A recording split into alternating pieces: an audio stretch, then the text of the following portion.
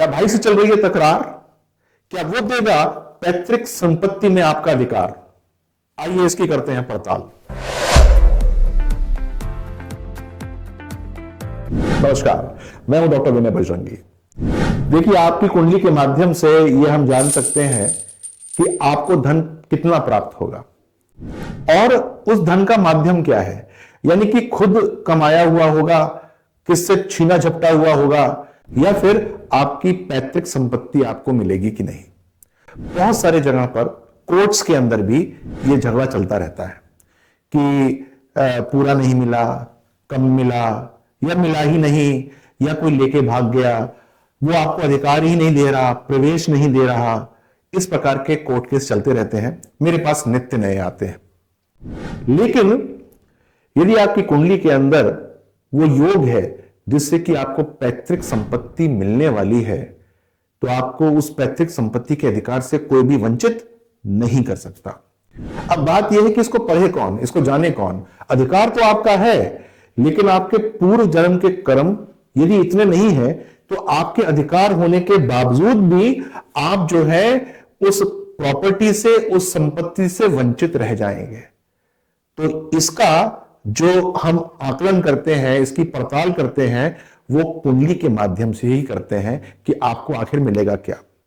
जो लोग एस्ट्रोलॉजी जानते हैं, जो कि ये जानते हैं कि किस प्रकार से जो है वो पढ़ी जाती है एस्ट्रोलॉजी, तो उनके लिए बताऊं मैं कि चतुर्थ भाव आपकी प्रॉपर्टी का है, अष्टम भाव जो है वो पैतृक संपत्ति का है।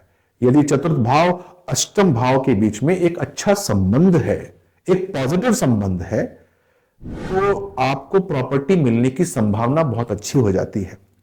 इसके अंदर बहुत सारे योग बनते हैं, बहुत सारे एक्टिवेशंस बनते हैं। बहुधा होता यह है कि आपका एक बहुत अच्छा योग बन रहा है, लेकिन वो एक्टिवेट ही नहीं हुआ, उसके अंदर अभी ऊर्जा का संचार ही नहीं हुआ। यानी कि आप जा रहे हैं भाई के पास, भैया कब दोगे, भैया कह रहे हैं कि अभी घुमाओ, कहीं टहलाओ, अभी नहीं देते, या देंगे अभी नहीं करेंगे। तो पता लगा कि आप 2, 4, 5 साल के बाद जो है आपका मन ही उचाट हो गया, आपको वो प्रॉपर्टी मिली ही नहीं, या फिर भाई ने आपको अपने घर में घुसने ही नहीं दिया, योग होने के बावजूद भी। यानी कि योग है लेकिन वो एक्टिवेट नहीं है, क्योंकि दशा नहीं आई, क्योंकि अभी ट्रांजिट जो है वो नहीं है ऐसा। और यदि हम इसके जो वर्ग चार्ट्स होते हैं, जो षोडश वर्ग होते हैं, उसमें जो रेलेवेंट षोडश वर्ग है इसका, उसमें जाकर पड़ताल करने की चेष्टा करते हैं D12 चार्ट के अंदर, तो भी हमको काफी अच्छी इंसाइट मिल जाती है, काफी अच्छी स्टोरी मिल जाती है कि ये होने वाला है कि नहीं होने वाला। तो बहुत बार क्या होता है कि योग होने के बाद भी एक्टिवेशन नहीं होते, तो उसको एक्टिवेट कैसे करते हैं, ये एक अच्छे ज्योतिषी के माध्यम से ही पता चल सकता है कि आपको इसको एक्टिवेट कैसे करना है। दूसरी बार हो सकता है कि आपका बहुत अच्छा अधिकार हो, लेकिन आपकी कुंडली में योग नहीं है, यानी कि आपने केस लड़ा 2, 4, 5 साल, 10 साल पहले, तो आपने अनुनय नहीं किया, उसके बाद आपने केस लड़ा, लेकिन आपको सारे कुछ होने के बाद भी आपको वो अधिकार मिल नहीं पाया। बहुधा क्या होता है कि मैं आजकल देखता हूं, क्योंकि बच्चे कम होते हैं, तो लड़कियां होती हैं, लड़के होते हैं, लड़कियों का भी अधिकार होता है अपने पिता की प्रॉपर्टीज के ऊपर, लेकिन भाई देना नहीं चाहते, या फिर यदि भाई नहीं है तो उनके चाचा के बच्चों ने उस पर कब्जा करके रखा हुआ है और वो उसको देना नहीं चाहते। वो नहीं चाहते कि उस प्रॉपर्टी का बंटवारा बहन के साथ हो जाए। तो ऐसे में बहन की कुंडली देखी जाती है कि उसको अपनी कुछ पैतृक संपत्ति का अधिकार प्राप्त होगा कि नहीं होगा। और ये बात जो है वो उस बहन के हस्बैंड को बहुत खलती है कि अधिकार तो पूरा है, उसने अपनी बहन को दे रखा है, लेकिन उसकी बहन को, जो उसकी पत्नी है, जो जिनकी बहन होती है, वहां से उसको कुछ प्राप्त नहीं हुआ। तो ऐसे में बहन की कुंडली देखना और साथ साथ उस हस्बैंड की कुंडली देखना कि उसको किसी तरीके से कुछ इंस्टेंटेनियस कैश मिलने की संभावना है कि नहीं, तो ये देखना नितांत आवश्यक होता है। इससे फायदा क्या होता है? इससे फायदा यह होता है कि बहुत सारा टाइम सेव हो जाता है, बहुत सारी एनर्जी सेव हो जाती है। कोर्ट केस करेंगे तो एनर्जी लगेगी ना, आपको रोज जाना पड़ेगा वकील के पास, कभी किसी को कुछ देना पड़ेगा, कभी किसी को कुछ देना पड़ेगा, और उसके बाद भी अगर प्राप्त नहीं होता तो सब कुछ वेस्ट हो गया। तो आपकी एनर्जी सेव होती है और आपको अंत में क्या होने वाला है इसके बारे में पता लग जाता है कि आप अपेक्षा कर रहे हैं 100 रुपए और मिलेंगे मान लीजिए आपको 25 रुपए, तो आप अपनी एनर्जी खराब ही क्यों करें। और बहुधा क्या होता है, लालच लालची लोग होते हैं, हम में से लालची लोग होते हैं, उनके पास जो है बहुत कुछ होता है, भगवान ने बहुत धन दे रखा होता है, सब कुछ बहुत अच्छा होता है, लेकिन उनकी दृष्टि जो है वो अपनी पैतृक संपत्ति के हिस्से पे पड़ी होती है, जो बहुत नगण्य होती है, लेकिन फिर भी उनको लगता है कि ये उनको मिलनी चाहिए। कहीं ऐसा तो नहीं कि कोई उसके ऊपर काबिज हो जाए।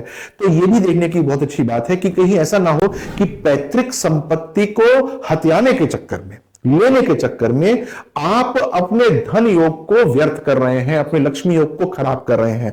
बहुत ऐसी कुंडलियां होती हैं, मेरे पास ऐसे प्रत्यक्ष एग्जांपल्स हैं, जिसके अंदर व्यक्ति जो है वो छोटे से लालच के चक्कर में, अपने पैतृक संपत्ति के लालच के चक्कर में अपने धन योग को उसने शट डाउन करा दिया। यानी कि जो उसका बिजनेस चल रहा था या जहां पर वो काम कर रहा था वो होना ही बंद हो गया। तो इसमें क्या होता है कि हमको अपनी कुंडली की पड़ताल अच्छी तरीके से करनी चाहिए, करवानी चाहिए, और ये जानना चाहिए कि अधिकार कितना है, कब मिलना चाहिए, कैसे मिलना चाहिए, मिलेगा भी कि नहीं मिलेगा। यदि सारे के सारे योग आपके अनुकूल हैं तो आप जो है उसके अंदर अपना जो भी सामर्थ्य लगाकर प्रयत्न कर सकते हैं। लेकिन अगर आपके योग ही अनुकूल नहीं है तो बिना मतलब में टाइम लगाकर, एनर्जी लगाकर खराब करने से क्या लाभ होगा। तो कुंडली की पड़ताल करना बहुत आवश्यक है। बहुधा होता यह है कि आप जो है वो इन सब बातों को समझ नहीं पाते, तो आप मेरी वेबसाइट पे जा सकते हैं, आपकीकिस्मत.com, vinyaybajrangi.com। वहां पर जो है ये क्वेश्चंस जो है वो आपके सॉल्व हैं। 25-30% आपको इंडिकेशन वहां से मिल सकता है कि आपकी कुंडली के अंदर जो पैतृक संपत्ति योग है वो कितना बलिष्ठ है।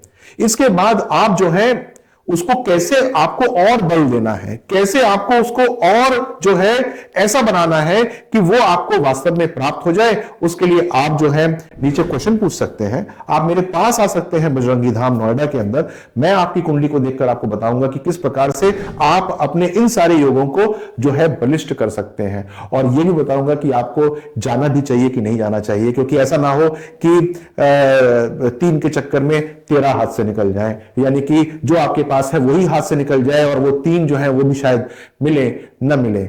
तो कुंडली के अंदर कौन सा योग कैसा चल रहा है, आपको क्या मिलेगा क्या नहीं मिलेगा, आपके जो भाई हैं वो आपको कुछ देना चाहते भी हैं कि नहीं देना चाहते, या फिर आपको वो अपना हिस्सा अपने भाइयों को दान करने से क्या लाभ प्राप्त होगा, ये भी जान सकते हैं आप। जी हां, ये भी एक कार्मिक जर्नी होती है कि आपने अपना जो हिस्सा है स्वतः ही अपने भाइयों को दे दिया, उससे भी जो है बहुत लाभ प्राप्त हो सकता है। इन सब के अन्वेषण के लिए, इन सब की पड़ताल के लिए आपको अपना कुंडली अवश्य दिखाना चाहिए। एक बार आपने अपनी कुंडली दिखाई तो इन सारे योगों के बारे में चर्चा विस्तार से हो जाएगी। तो आपको करना यह क्या चाहिए, इस समय तुरंत ही इस वीडियो को लाइक करना चाहिए यदि आपको कंटेंट अच्छा लगा, चैनल तो सब्सक्राइब करना ही चाहिए, और साथ साथ मेरी वेबसाइट जो कि है आपकीकिस्मत.com या फिर vinyaybajrangi.com, इस पे जाना चाहिए और अपना रजिस्ट्रेशन करना चाहिए। बहुत सारे आंसर्स, बहुत छोटे छोटे आंसर्स आपको तो तुरंत ही मिल जाएंगे। इन सब के साथ आज के लिए बस इतना ही। नमस्कार।